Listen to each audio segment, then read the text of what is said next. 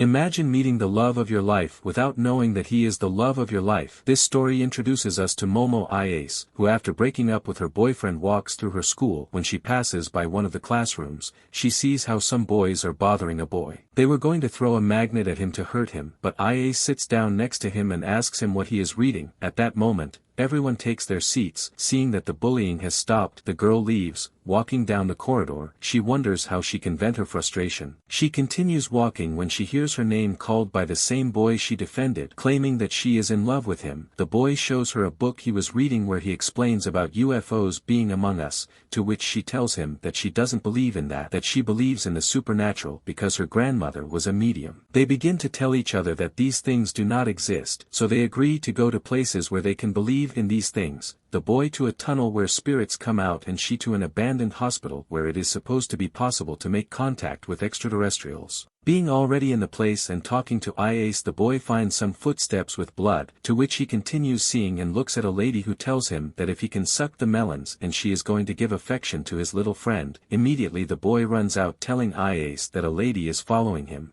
She is worried and tells him that she is a turbo grandmother and to run because if she catches him she will curse him. The call is cut off and she is worried and wants to go to him, but suddenly everything goes dark and when she looks behind her she sees three guys who start to follow her and catch her. Ayase opens her eyes and sees that she is trapped and surrounded, where they tell her that they are aliens and that they want to reproduce and that they are going to occupy her. Ayase panics when suddenly her phone rings. One of the guys picks it up and sees how the transformed boy comes out of the mobile phone and knocks him out. The boy goes crazy, knocks out another one, and when he goes for the third one he throws him over the wall and comes to his senses saying that Ayase was the only one who helped him and he will do everything to save her. Ayase manages to free herself after meditating a little and with a kick she sends the last alien to fly, realizing that they are in a ship which is going to crash. When escaping from this turbo grandmother tells them that she will eliminate them both, Ayase manages to control the turbo grandmother and in the end they manage to escape when the ship crashes. They don't know what to do. He loses control if she doesn't use her powers. The boy thinks that to break that, he must defeat the grandmother. He asks her to put on her clothes and leave. In his case, he will go to the tunnel. The girl gives him back his clothes,